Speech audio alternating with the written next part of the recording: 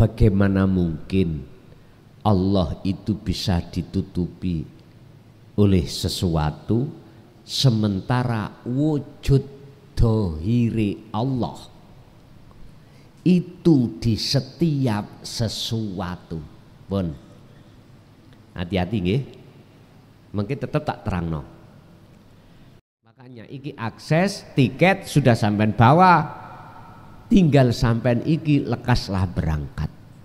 Khawatir kok nek gak lekas-lekas idza jaa ajaluhum itu datang. Waduh, naudzubillah. Mugi-mugi kita dijauhkan Allah dari itu. Pun Bapak Ibu hadirin jamaah rahimakumullah, itu penjabaran materi. Kita masuk pada sesi tanya jawab. Barangkali ada yang perlu ditanyakan, monggo kami persilahkan. Untuk Bapak saya kasih 3, untuk Ibu 2. Jikalau Ibu enggak ada, saya kasihkan Bapak lagi. Dimulai dari Bapak dulu.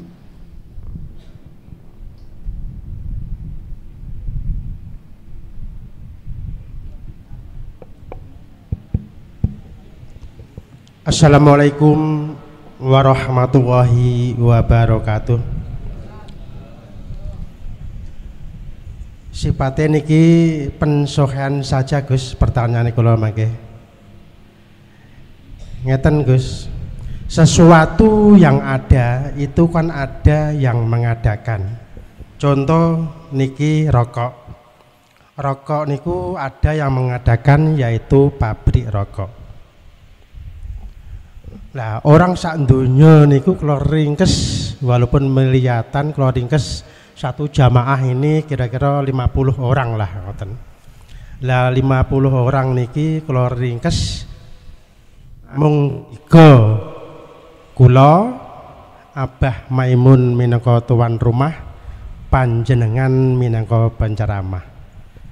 Lah kula niki ngarani niki rokok. Sakmunipun kula mati tun tiyang kalih Abah kalih panjenengan. Nuwun sewu Abah Maimun. Sakmune Abah Maimun mati niki sing ngarani rokok kantun panjenengan piyambak. Nggih Guse. Lah sakmunipun Guse nuwun sewu nggih Gus. Nak mboten mati mangke bertentangan dengan makalah kullu nafsin dha'iqatul maut. Saya harus lekas mati, Pak. Lah, saksamune kula kalih Abah Maimun mati sing ngarani niki rokok kantun jenengan. Lah saksamunipun jenengan mati, tiga-tigane mboten wonten sing ngarani niki sinten? Pertanyaane kula niku kaping kalih, untuk menambah akhlak ilahiyah dateng kula piyambak pribadi sasamunipun kula merenung niku dipun bimbing Allah mujadah disuruh madhep ngetan. Kula taken ngetan niku napa? Jawab Allah ngetan niku kawitan. Padahal kula waune jam 12:30 niku madhep ngilen. Lah ingkang angka kalih pertanyaanipun ringkes mawon Gus. Ingkang langkung leres niku wiji kang dumadi saklebeting urip napa wiji kang jumeneng pribadi saklebeting urip. Niku jumuing manah waktu kula merenung notok kebuntuan dateng punika.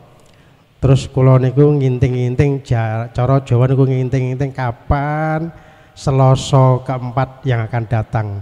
Saya mau tanya ke Guse, sebab Guse niki kula anggap ulama ingkang kagungan gelar Begawan Mintaraga. Begawan nika artine gawane pun beg. Mangkano wani membuka pertanyaan punika kagungan gawan ingkang sampun penuh ngoten. Nggih namung mekaten pertanyaan saking kala. Assalamualaikum warahmatullahi wabarakatuh. Waalaikumsalam warahmatullahi wabarakatuh. Sinten sing mastani rokok kalau ketiganya sudah tidak ada. Bon, niki wonten salah kaprah Pak di tengah-tengah umat manusia. Artinya apa? Dia berani menyebut tapi belum tahu siapa yang disebut. Mestinya oke, di meja ini adanya HP dengan kacamata. Oke, gak mungkin saya akan menyebut selain dua ini, karena selain dua ini belum ada. Saya menyebut kacamata karena saya tahu wujudnya kacamata. Gak mungkin saya akan di sini menyebut spidol, nggak ada. Di meja loh Pak ya, di meja. Kita umat manusia menyebut nama Tuhan, tapi belum tahu wujudnya. Nah, itu namanya salah kaprah. Ini miturut kacamata hakikat loh ya, bukan kacamata syariat. Mestinya kita menyebut itu, menyebut sesuatu, kita harus sudah tahu wujudnya sesuatu. Mestinya gitu. Tapi miturut kacamata syariat sudah benar. Ibu sebelum membuat kue lumpur, dalam hati ibu sudah ada keinginan mewujudkan kue lumpur, sehingga ibu mesti nyebutnya itu dalam hati, sebab keinginan itu sesuatu yang masih ada di dalam. Ibu menyebut kue lumpur kalau sudah wujud kue lumpur. Akhirnya ditanya kali anaknya, belum wujud, Bu bikin apa? Udah. Ibu ngomong syariat lo ya, mau membikin kue lumpur. Loh, gak popo, monggo ibu, gak apa-apa.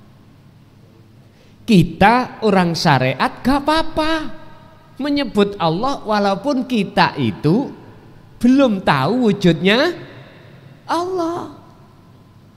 Mengapa enggak apa-apa? Karena kelas kita. Tapi kalau kelasnya ahli hakikat, awwaluddin harus ma'rifatullah dulu. Loh, beda pandangan tak ya? Beda pandangan. Dari pertanyaan masalah rokok itu, kalau tiga-tiganya sudah tidak ada, siapa yang menyebut? Nah, ngoten pertanyaan tadi. Ngeten Pak. Kalau selain Allah itu sudah tidak ada, terus yang menyebut Allah itu siapa? Pun sampai buka surah Al-Anbiya ayat 25. Surat Al-Anbiya ayat 25. Rasulullah itu diperintahkan Allah untuk mengajarkan tentang ajaran siapa yang menyebut rokok nanti kalau semuanya tidak ada. Wa ma arsalna min qablika mir rasulin illa nuhi ilaihi annahu la ilaha illa ana fa'budun. Muhammad dalam Gusti, aku tidak pernah mengutus utusan sebelummu termasuk dirimu, kecuali wajib untuk membuka, memahamkan, mengajarkan, menyampaikan wahyu intiku. Apa isine wahyu inti? Tidak ada Tuhan yang wajib disembah kecuali aku.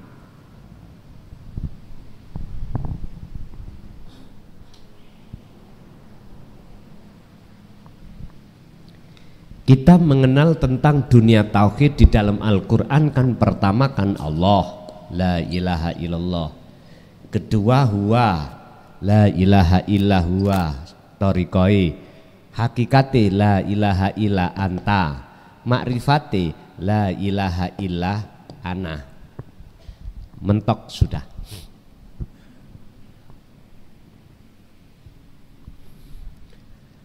Berarti tauhid la ilaha illa ana wajib para rasul dulu menyampaikan. Tapi resikonya walau karihal musyrikun, walaupun beliau dibenci, dihujat, dikucilkan, disesatkan oleh kaum-kaum pada saat itu, tetap beliau sampaikan. Nggih, mohon maaf, saya sendiri mulai tahun 2000 Pak, sampai detik ini 2024, berjalan 24 tahun. Apa yang kuterima, ajaran yang kusampaikan ini bahasa syariat, keluh kesah aku sendiri yang aku terima, tanpa sepengetahuan jenengan. Nomor WA saya kan ada di YouTube. Saya semuanya nggak manggil saya Cak, atau lebih panggilan lebih sederhana Pak, enggak. Saya dipanggil anjing, dipanggil babi. Ajaran saya ditengarai roti rasa tai, tapi saya guyu mawon, nggak apa-apa.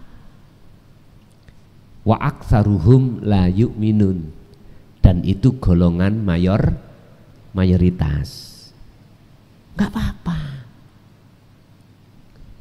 Dan saya tidak boleh menyalahkan, sebab setiap diri manusia punya proses masing dan punya pandangan masing-masing. Kisah sejarah saya itu Pak, saya mulai aktif untuk taklim di pondok niku mulai tahun 95. Bahasa kitab syariat 5 tahun saya sampaikan di pondok itu. Kalau ngomong ilmu alat sudah sampai pada nahwu Alfiyah Ibnu Akil. Mancek Jawahirul Maknun saya di stop. Kamu harus beralih persenelang, harus menyampaikan tauhid. Udah cukup 5 tahun saya menyampaikan terhadap para santri tentang ajaran syariah. Udah, kalau seingat saya fikih itu sampai ke Fathul Mu'in. Udah, mulai saat itu saya berhenti total untuk tidak mengajarkan tentang ilmu dhahiriyah. Saya fokus ilmu batiniyah, yaitu ilmu tauhid ini. Lah saat itulah Pak, apa yang kurasakan keluh kesah sampai tahun 2024 ini, biarlah saya sendiri yang merasakan. Dan itu juga tidak jauh berbeda, bahkan lebih ekstrim Rasulullah. Yang beliau hadapi umat lebih ekstrim lagi. Saya cuman dikatain itu, terus diusir, terus dipenjara. Hanya itu. Kalau Rasulullah bagaimana?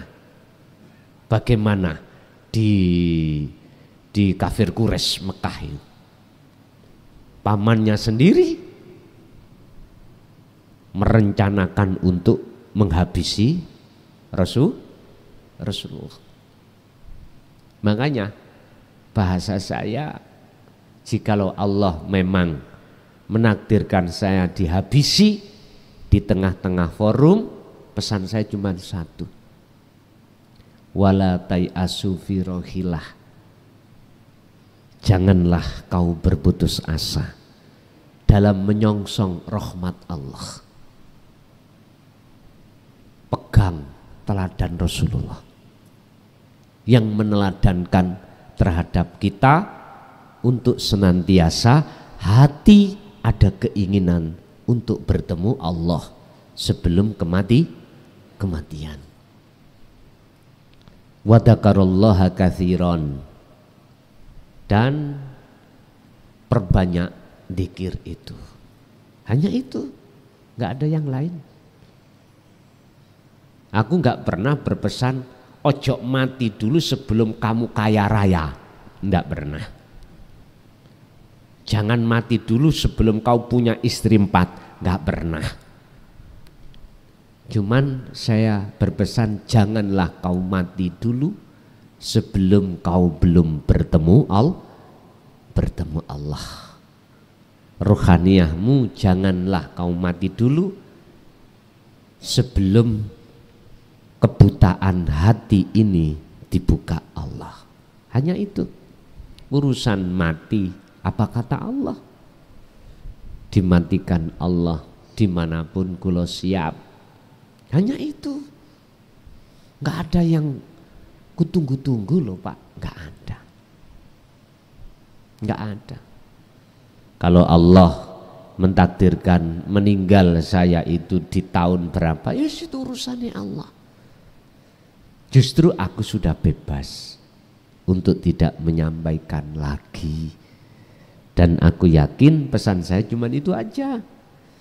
Janganlah kau berputus asa, kecil hati ketika di dunia ini untuk bertemu Allah. Jangan. Walaupun kita itu nggak ada nasab yang bagus lah. Kita pun bukan termasuk dzurriyyah Rasul, jangan berkecil hati. Sebab di dalam Al-Quran pertemuan terhadap Allah atau cahaya yang dinyalakan oleh Allah dalam hati, nggak pernah Allah mengkaitkan dengan dzurriyyah atau nasab yang bagus, enggak. Allah hanya mengatakan mayyasha, menghendaki bagi hamba yang dikehendaki. Siapa mereka? Jenengan semuanya. Yastami'unal qaula fayattabi'una ahsanahu. Dialah mereka yang sudah mendengarkan apa yang pernah diajarkan Rasulullah, pernah diteladankan Rasulullah. Fayattabi'una ahsanahu, lalu dia beriman dan melaksanakan imannya itu. Itulah hamba yang dikehendaki, yang mesti cahaya makrifat dalam hati Anda akan dinyalakan oleh Allah, dan itu janji Allah. Allah berjanji dalam surat Al-Ankabut ayat 5, Allah berjanji akan menyalakan cahaya makrifat hati jenengan untuk pertemuan itu. Jenengan jangan ragu, jangan mamang dikarenakan bapak mbah kita tukang rampok, ibu kita lonte, misalkan ya. Jangan berkecil hati. Allah menghendaki siapa yang dikehendaki, in aroda syai'an ayyakulalahu kun fayakun. Jangan ngikuti hadis, mentafsiri hadis yang ketika saat Rasulullah memberikan serban hijau sahabat, siapa yang bisa sholat khusyuk saya kasih serban. Nggak ada yang bisa sekalipun Sayyidina Ali. Ini hadis jangan jenengan simpulkan, wong Sayyidina Ali nggak bisa. Apalagi gitu, jangan begitu. Itu pendangkalan iman itu. Tafsirilah hadis itu, siapapun kita, nasab apik atau jelek, kalau hati tidak berhakikat menuju ma'rifat, nggak bisa. Oke, kita buka dalam surat Al-Mu'minun. Ini mukmin. Qad aflahal mu'minuna alladzina hum fi sholatihim khosyi'un. Siapapun Anda, kalau hati Anda percaya bahwasanya hidup nyata pada diri Anda itu wujudnya Allah, itulah mukmin. Sungguh bahagia, sungguh beruntung, sungguh damai bagi orang-orang mukmin yang ketika sholatnya itu bisa bertemu Allah. Itu disebut khosyi'un. Kalau dalam Al-Quran khosyi'un, khusyuk. Jadi yang menamai rokok itu adalah dirinya sendiri. Ya urip iku mau. Wong telu kan sudah nggak ada. Terus siapa yang menamai? Dirinya sendiri. Inilah jawaban mengapa saya katakan miturut kacamata hakikat, ketika kita menyebut wajib sudah tahu wujudnya yang disebut. Orang yang sudah makrifat yang boleh menyebut. Karena yang menyebut itu orang makrifat, maka orangnya sudah tidak ada. Mohon maaf, semua tidak ada. Berarti yang berhak menyebut itu adalah yang wujud itu sendiri. Berarti Allah Subhanahu wa ta'ala. Ini nomor satu. Nomor dua, apa tadi Pak? Lali. Ngadep timur.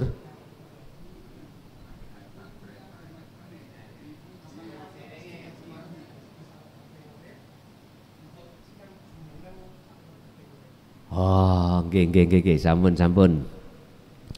Itu bagi ahli syuhud antarane wiji kang dumadi saklebete urip dengan apa man? Wiji kang jumeneng saklebete urip. Sebetulnya walaupun iku lak sama iku mang. Pertama wiji kang dumadi saklebete urip dengan wiji kang jumeneng saklebete urip. Sebetulnya itu sama Pak. Jikalau sudah di ahad nggak ada bedanya. Cuman iku bahasanya aja. Tapi kalau kita sikapi dari sisi proses solo, itu ada Nur Muhammad, ada Muhammad. Apa Nur Muhammad? Wiji kang dumadi saklebete urip. Apa? Roh. Mana? Hidup yang ada di dalam nutfah. Sel yang ada di dalam nutfah, itulah Nur Muhammad. Umpama telur. Rumput telur. Di dalam telur itu ada las, Pak. Kita nggak boleh menyebut ayam. Kita menyebutnya telur. Di dalam telur itu ada Nur Muhammad. Wujudnya yang kita sebut las. Tahu las ya? Biasanya kalau sudah digeremi 7 hari, coba dilihat di matahari lah. Nantilah ada bintik. Las. Oh berarti ya ini calonnya wujudnya las disebut Muhammad. Tadi berarti apa bedanya antara Nur Muhammad dengan Muhammad? Sebab Muhammad tidak akan wujud apabila tidak ada Nur Muhammad. Dunia dan seisinya tidak akan pernah wujud manakala tidak ada Nur Muhammad. Lah Nur Muhammad iku wiji kang dumadi saklebete urip. Lah wujudin dunia ini kang jumeneng Berarti antara Nur Muhammad dengan Muhammad bagi ahli syuhud sudah tidak ada bedanya, la farqa bainahuma. Tapi bagi kita yang masih di proses menghadap belum bertemu, beda Pak, beda. Akhirnya muncul Muhammad dan Nur Muhammad, antara telur dengan ayam. Lebih dahulu mana Pak, telur dengan ayam? Bingung nih, telur iku dari ayam iku yo dari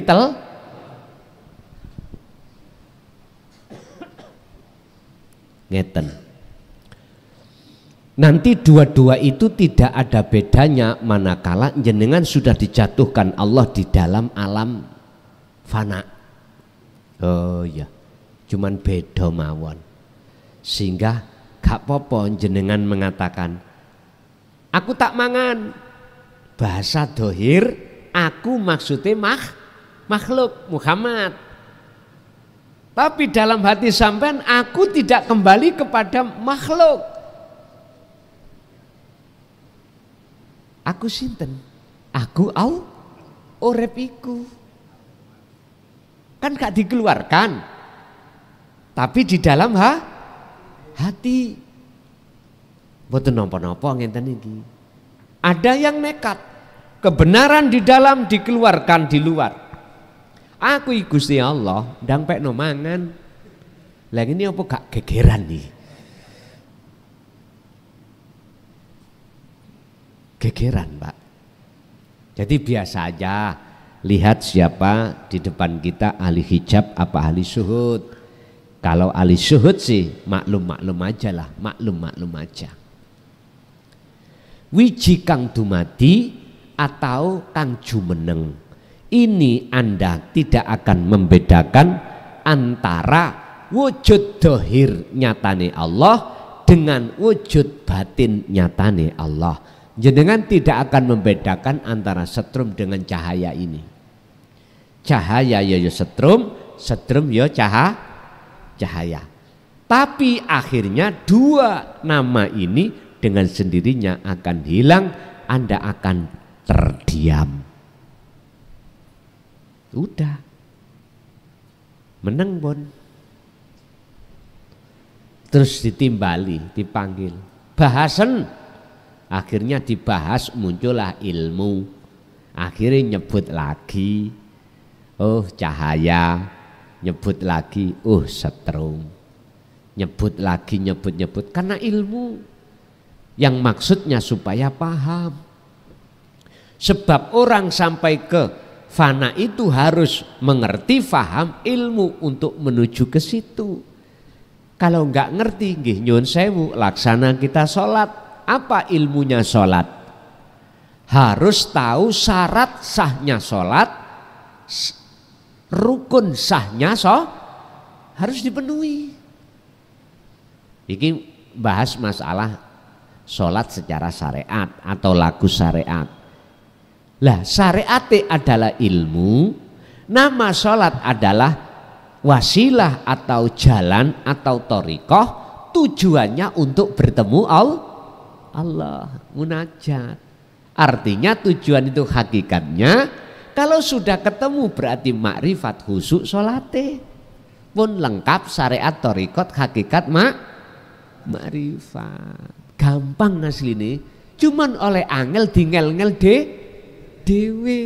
Kita oleh ngengel-ngengel mengapa tidak mau menerima tentang wahyu la ilaha illa anta hakikat, la ilaha illa ana ma'rifat, itu karena dingel-ngeli nafsu lewat ilmu yang sudah kita pahami terkait ilmu dohir. Akhirnya jatuhnya kita ngaku-ngaku berilmu. Wes. Terus yang ketiga nama tadi sampun dua aja. Inggih. Oke, monggo. Lanjut. Assalamualaikum warahmatullahi wabarakatuh. Langsung pada pertanyaannya Gus. Cara mengingat Allah di dalam sholat itu bagaimana Gus? cara mengingat Allah itu di dalam sholat bagaimana? Kita harus mau tidak mau harus sampai paham dan mengamalkan tauhid la ilaha illa ana. Jawabannya itu ada di surah Toha ayat 14 sebagai panduan.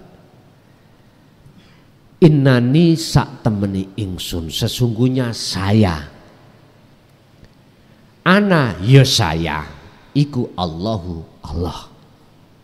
Artinya Pak, sebelum jenengan iki takbiratul ihram, lepaslah rasa keakuan kita sebagai makhluk yang wujud.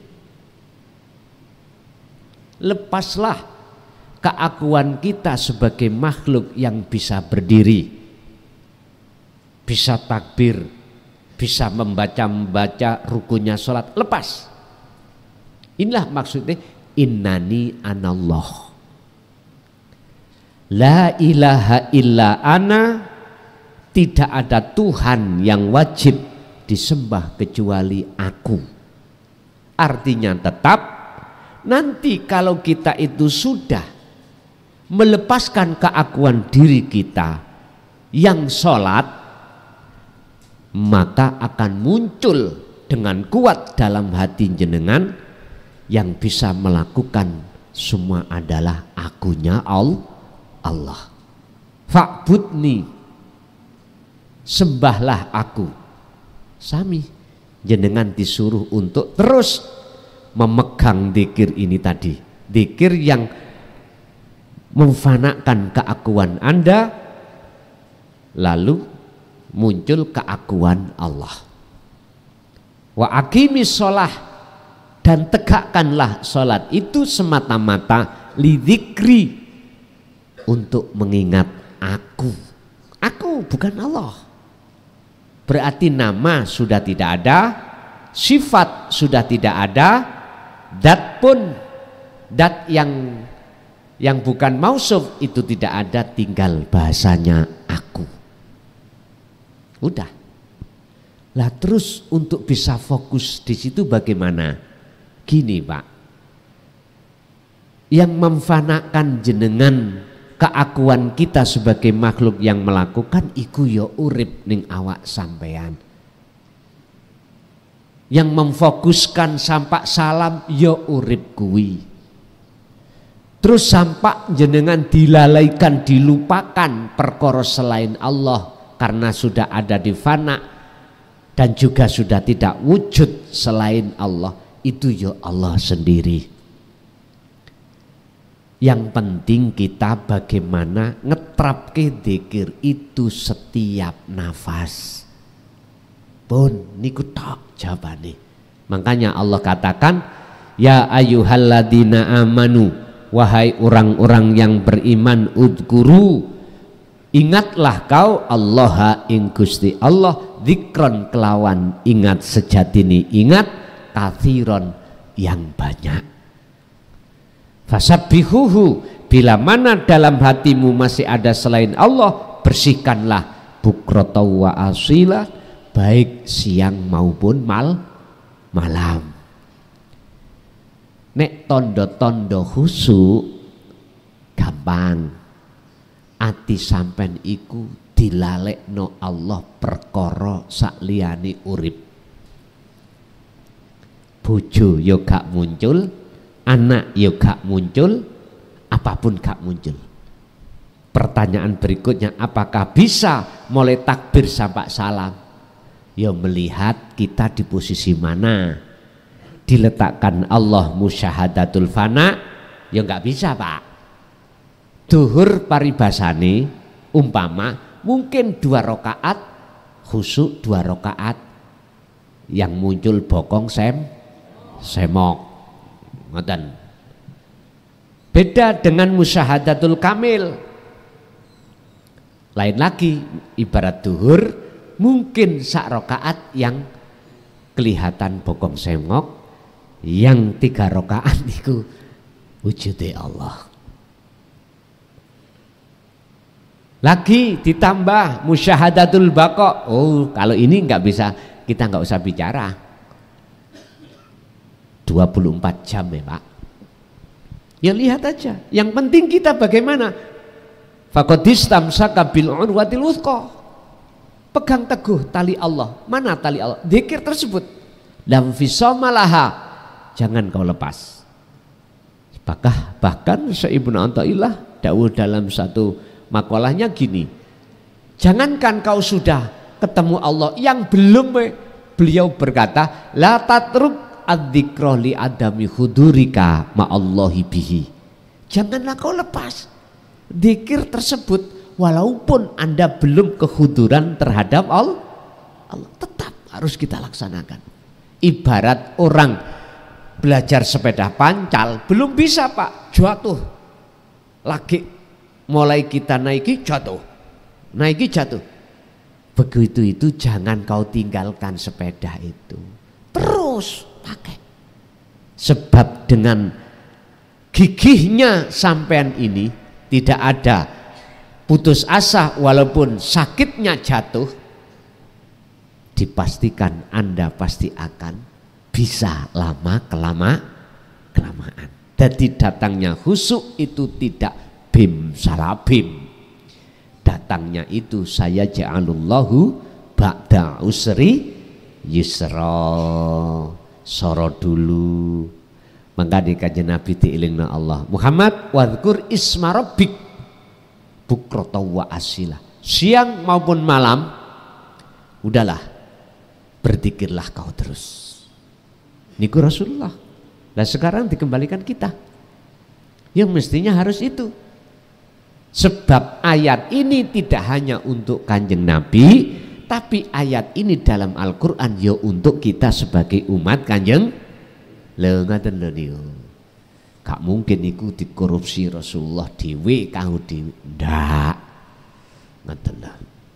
Nggih, jados bah kita harus terus memegang zikir tadi.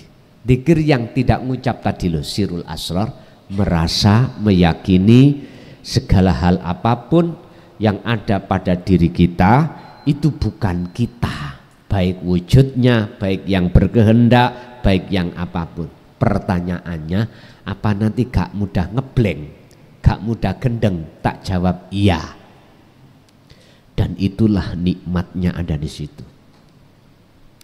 Terus nanti kalau aku gendeng bagaimana Gus? Ya apa? Nah, memang gendeng itu adalah proses kita. Cuman gendeng nang Allah Pak. Bukan gendeng sing tak maksud seperti jadabnya majedubun boten. Karena kita memakai sistem wasilun.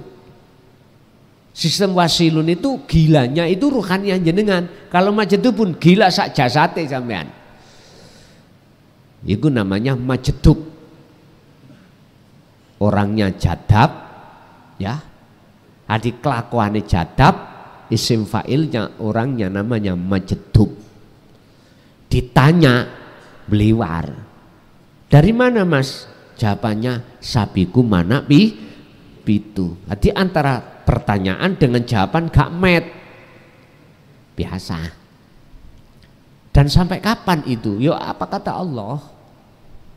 Bisa jadi itu setahun, bisa jadi itu hanya 1 minggu, bisa jadi itu sampai mati. Itu urusannya Allah itu udah. Wis gak kena dibahas. Anak sing dibahas wasilun tadi Pak, wasilun. Wis rapopo. Nah, kok ya delalah sampean ketika saat itu secara jasmani sampean secara rohani jenengan wis gak seneng garwa jenengan, gak seneng anak, gak seneng dunya brono, tapi jasmani tasik gembul. Ya niku wasilun niku. Wasilun. Dan itu yang benar. Wa may yakfur bitaghut wa yu'min billah. Jikalau kau tinggalkan hatimu terhadap selain Allah, wa yu'min billah, maka hatimu hanya bercinta pada Allah. Dan itulah yang di dalam surat Yunus 6263 disebut ala inna auliya Allah. itulah kekasih Allah. Kalau di dalam surat Ali Imran, bukan aulia menyebutnya apa? Habib, yuhibbukumullah, tapi keduanya artinya sama, kekasih Allah. Kul in kuntum tuhibbunallaha fattabi'uni yuhibbukumullah. Jikalau Muhammad, jikalau hambaku ingin mencintai aku dengan benar, suruh ngikuti kamu. Benar Allah. Akhirnya Rasulullah dawuh, ikuti aku. Bagaimana cara mencintai Allah dengan benar? Jikalau kau betul-betul mencintai, mengikuti apa yang telah kulakukan, yuhibbukumullah, Allah akan menjadikan kau sebagai kekasih. Jadi Habib niku artinya kekasih Allah, bukan nasab dari Rasul. Niki salah kaprah. Ada yang mengatakan nasabe atau duriyah Rasulullah itu jeluk Habib. Salah, Pak.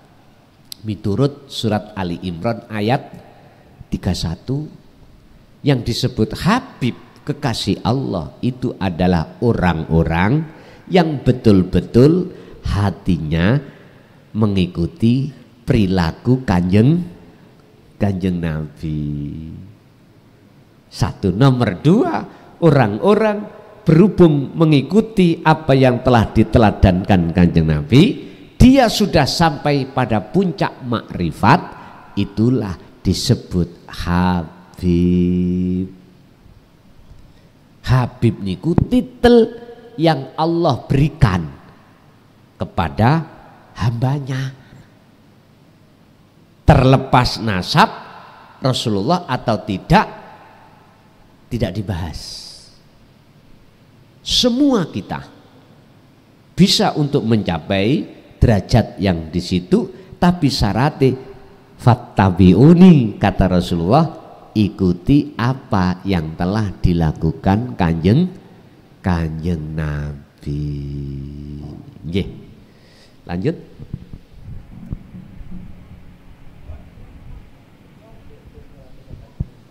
Laki-laki sudah 3 dah.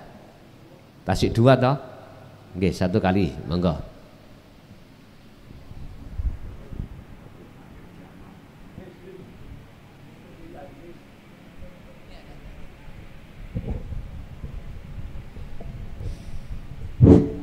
Assalamualaikum warahmatullahi wabarakatuh.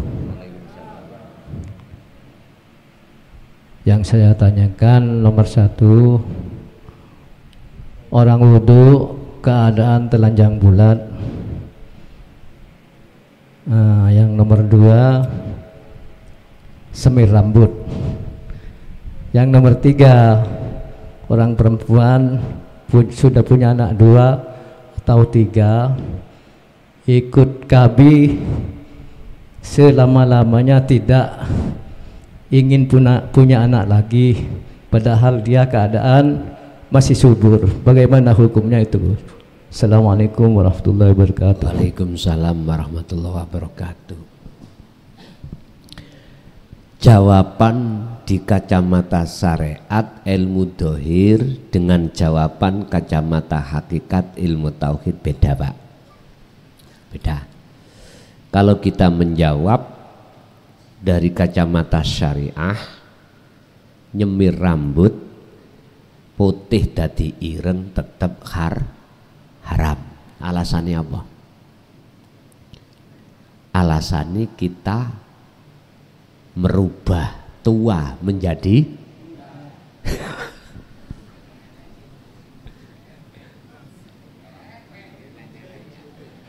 iki pandangan kita dangkal. Dalam syariat itu pandangan akal, dangkal. Terus yang nomor 2 apa tadi?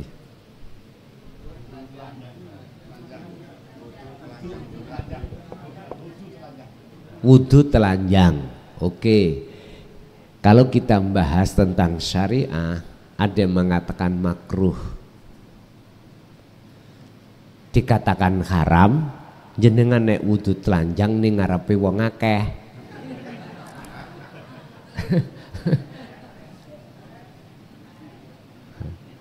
Kalau di kamar sendiri itu makruh syariat lo ya.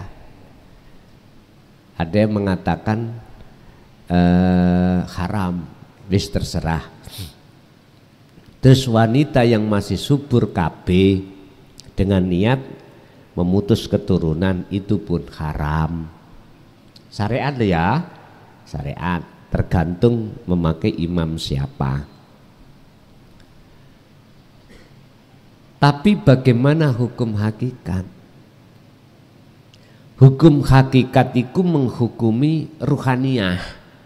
Nek syariat menghukumi jasmania, perilaku jasmania.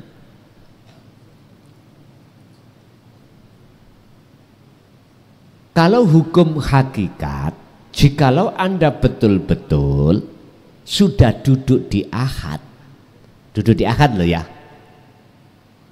Semua apapun yang gerak itu yang menggerakkan Allah, dan kita tidak bisa menghukumi Allah karena kita sudah tidak ada,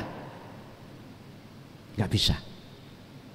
Saya bicara kalau sudah di zona ahad, makhluk kan sudah nggak ada, bagaimana kita bisa menghukumi yang ada?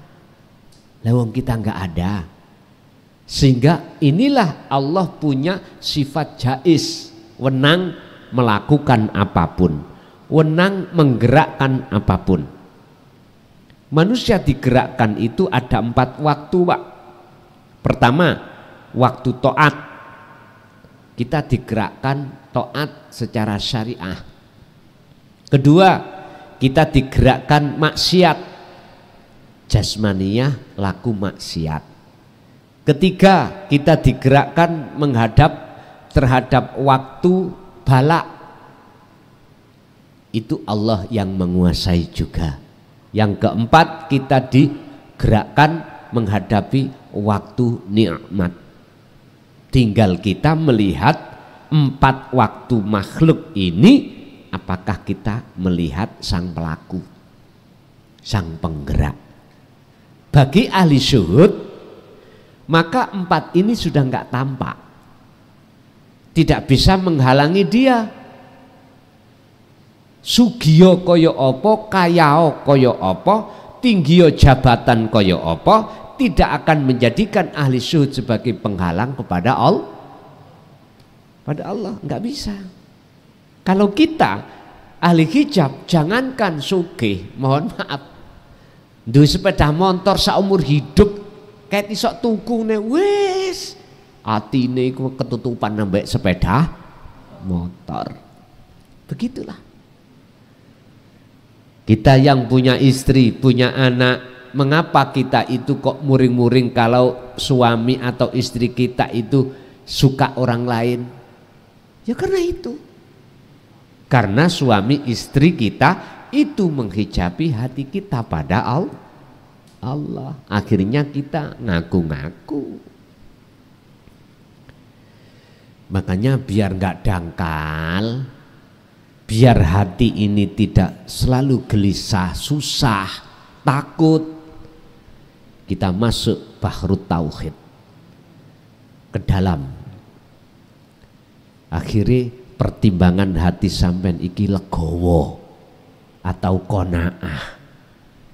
Kesimpulannya, dihadapkan berbagai macam persoalan apapun, hati sampean ngomong ngeten, iya lah wong aku iki wayang, sipate wayang ya ora iso gerak, sing gerakno sing duwe gerak ya dalang, sing ngomong ya dalang, sak piturute. Oh, loh, disitulah Pak, awal kita akan membangun ruhaniyah kita. Wabtagi fima atakallah darul akhirah. Udah mulai terbangun hati kita. Disitulah kita mulai hati kita terasa maknyes gitu. Udah. Sampai kapanpun kita manusia tidak akan pernah bisa mengalahkan hawa nafsu. Yang bisa mengalahkan hawa nafsu cuman Allah. Jadi Pak, kalau dihukumi coro hakikat beda. Kalau sudah di akad, ya wis terserah Allah. Sebab keinginan arepe nyemir rambut, ikut dalam hatinya hamba sudah nggak punya. Artinya wis gak dirampas sifat irodah itu irodai, tapi ditetapkan irodahnya Allah. Kalau seperti ini, bahasa hukum hakikat tidak apa-apa. Ing mungguh hati seseorang yang seperti ini, sehingga di dalam syariat siapapun tadi tidak boleh wudu dengan telanjang, tidak boleh dia itu nyemir rambut, tidak boleh membunuh keturunan kecuali wong gendeng, orang gila. Bigori aklin, hukum syariat tidak bisa menghukum karena dia bigori aklin, gendeng. Jangankan gitu, sholat aja tidak wajib, wong gendeng ya Pak. Tapi nek wis gendenge hilang alias waras, baru wajib lagi. Paham ini maksud kula? Nah, berarti jenengan kali kula tatkala difanakan Allah hati ini, berarti kita itu orang gendeng. Ya sudah.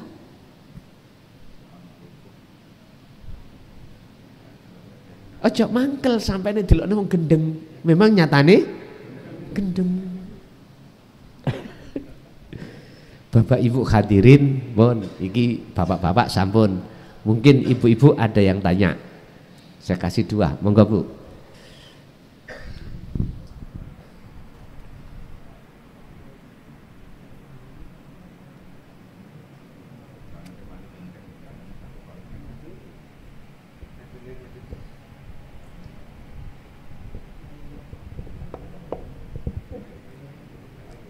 Assalamualaikum warahmatullahi wabarakatuh. Waalaikumsalam.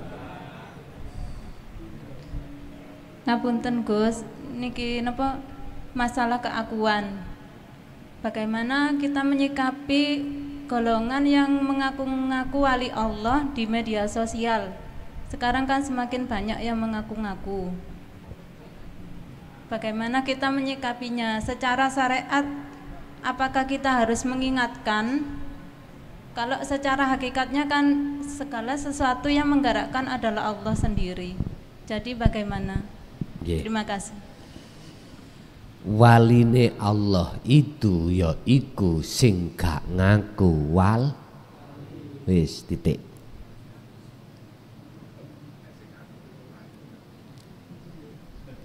Orang makrifat itu adalah orang yang kefanaan orangnya. Bila mana ada orang yang ngaku-ngaku wali, ngapunten ya, estu ngapunten, nggak masuk akidah tentang tauhid, nggak masuk.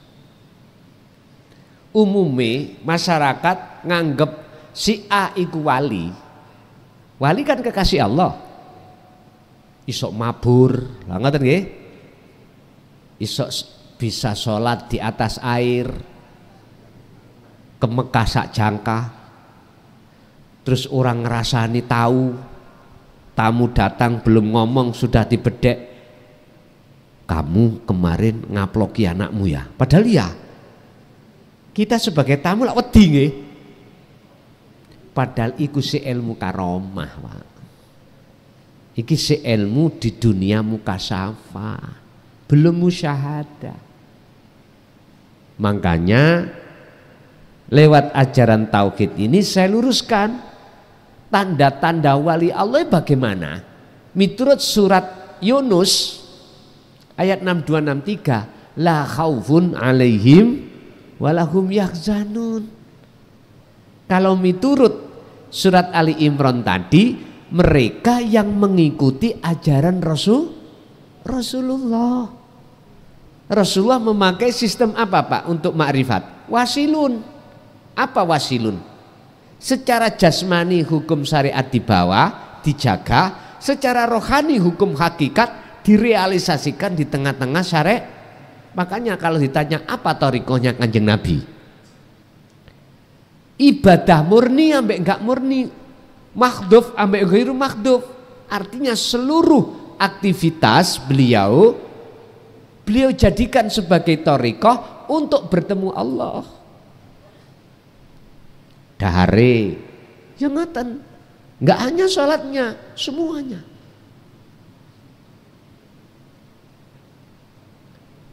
Tapi jangan diartikan saya membatalkan thariqah sing mutabaroh iki, mboten lho nggih. Mbok diartikan ngoten. Kan bertanya bagaimana thariqah Kanjeng Nabi? Kan belum muncul thariqah mutabaroh A sampai Z iki pada saat itu. Thariqah itu apa? Wasilah, jalan untuk ketemu Allah. Dalam surat Maidah ayat berapa kemarin kita bahas di itu? Apa kuncinya wasilah? Kuncinya thariqah untuk bisa bertemu Allah bagaimana? Diterangkan Al-Maidah ayat berapa Pak kemarin itu? Supe kula.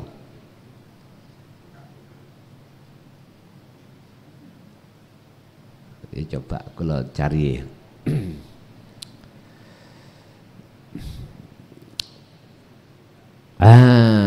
Al-Maidah ayat 35. Ya ayyuhalladzina amanu taqullaha wabtaghu ilaihi. Carilah kunci ilaihi untuk mendekat bertemu Allah, al-wasilata ing jalan. Apa kuncinya thariqah itu untuk bisa bertemu Allah? Ini mohon maaf, mulai sejak zaman tabi'ina solihin sampai 2014 kemarin, ulama sedunia nggak berani yang menyampaikan, karena resikonya dipenggal hulunya, lehernya. Iya, apa itu? Ternyata adalah sirul asror. Wis titik. Apabila disampaikan itu nanti dengan bahasa kinayah, bahasa Jawa, kuwi kudu meditasi untuk mencapai kesempurnaan kesadaran mutlak kalau dirimu tidak ada. Padahal itulah maksudnya Sidratul Muntaha itu di situ. Mana yang mau menjelaskan? Enggak mau. Sebabnya nek dihitung antara dilokno orang, dibenci ambek dipujo, akeh dibencine. Wis gak apa-apa. Jangankan sak Indonesia, sak donya kula dibenci kula tambah seneng. Gak dikongkon ngaji tambah seneng. Nek gak percaya ayo sampean WA. Son Selasa depan prei ya di Semampir. Alhamdulillah Pak kula. Lho nggih jujur mawon. Makanya kemarin mohon maaf ditambah asri niku kula tambah seneng ngoten niku. Karena miskomunikasi. Nggih mohon maaf, pengurus minta maaf kula wakili terhadap jamaah jikalau jenengan kecelik. Niku Selasa kemarin itu Selasa yang ketiga, bukan kedua. Lah berhubung pengurus tambah asri iku titenane kalau habis tambah wedi lalu tambah asri, tambah wedi iku Senin ketiga, tambah asri Selasa ketiga. Akhirnya kula ndugi sepi. Nggih pun ayo jagongan ae. 10 menit jagongan ya wis. Ngoten niku kula tambah saweneng. Prai lho tambah saweneng. Estu. Ayo nek gak percaya pengurus tenggene Semampir Kang atau Son, bulan depan libur ya. Sadurunge sesuk tak omongi sakniki kula tak aturno matur suwun. Lho nggih. Jadi inilah kunci di dalam thariqah itu untuk bisa mencapai kewusulan di sini.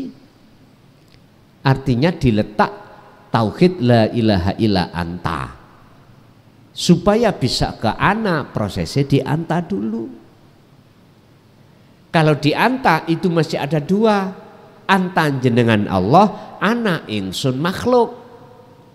Kalau ini sudah dilakukan terus sampailah ana, anta sudah tidak ada, ana makhluk sudah enggak ada, anta Allah sudah enggak ada, ana makhluk sudah enggak ada. Kari ana apa? Yo ana. Nek boleh saya katakan yo tinggal aku Allah, wis ngoten tok.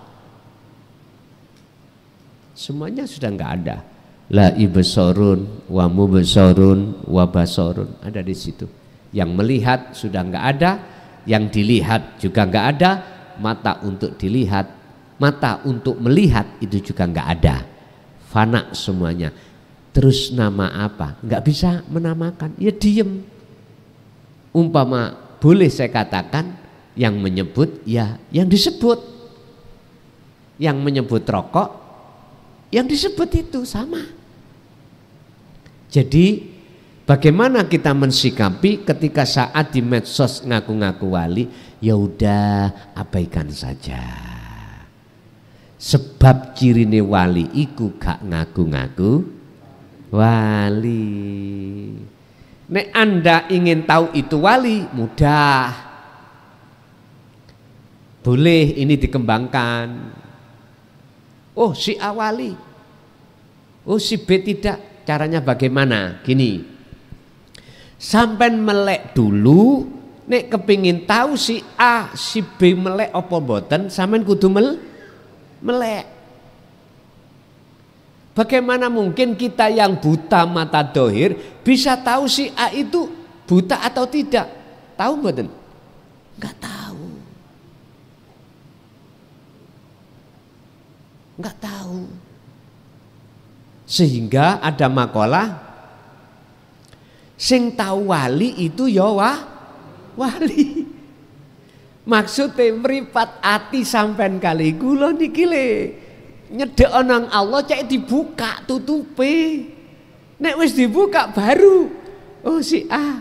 Nek ngomong tondo gampang mawon.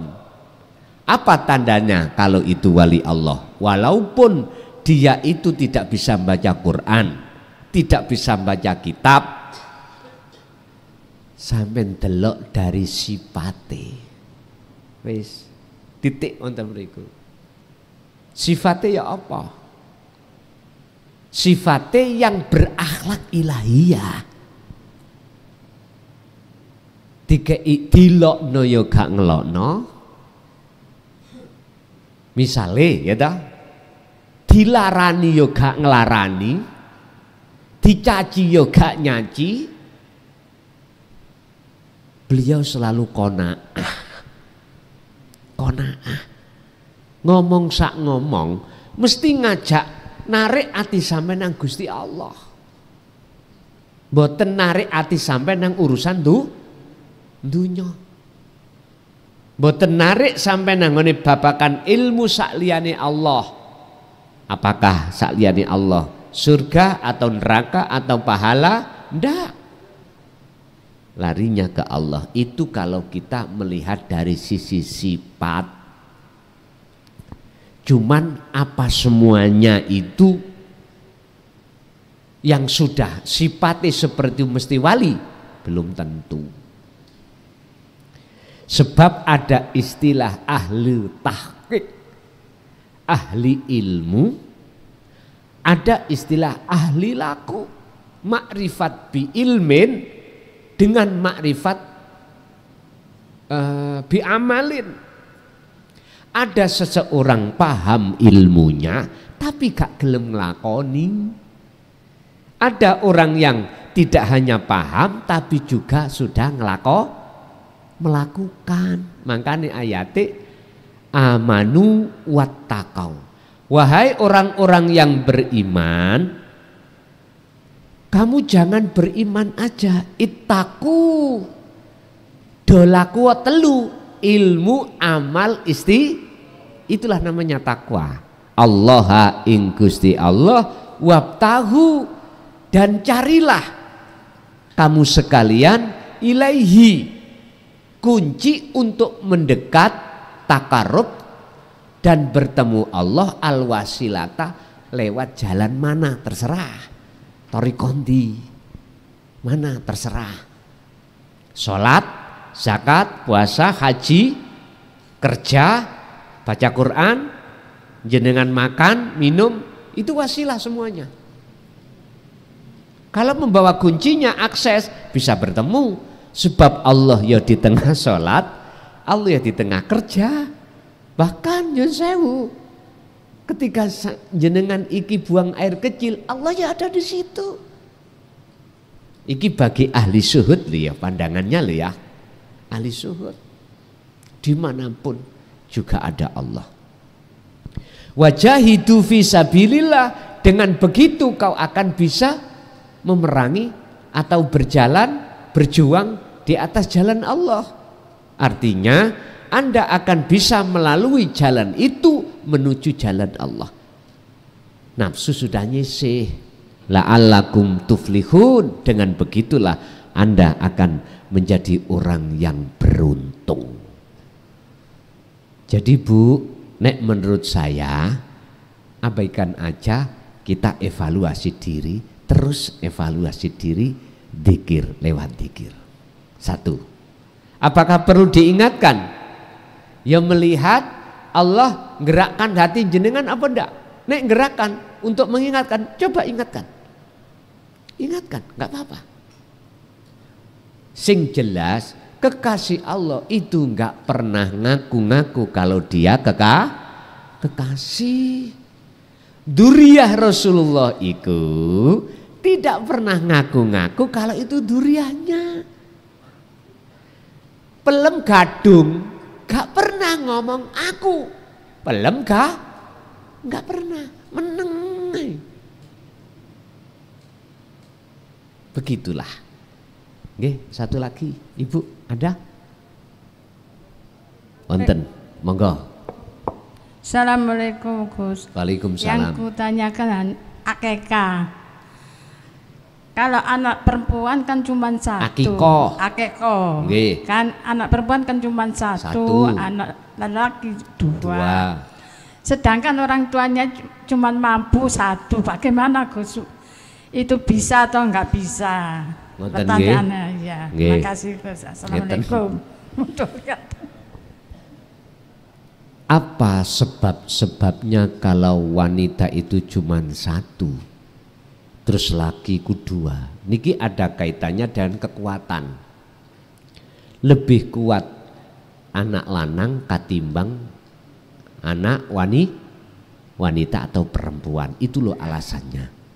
Cuman yang ditanyakan hanya cuman satu lah anaknya itu laki.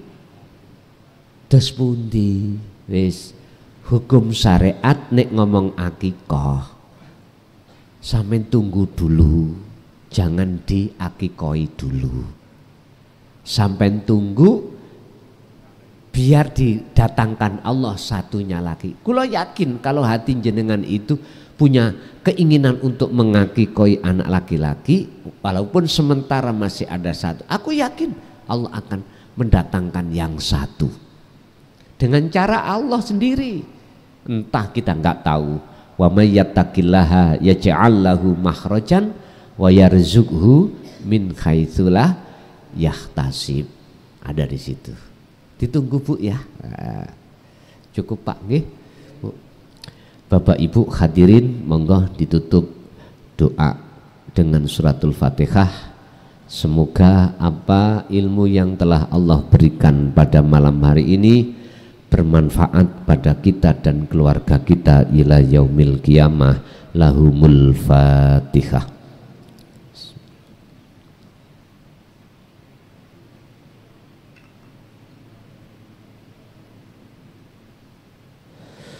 Akhirul kalam, assalamualaikum warahmatullahi wabarakatuh.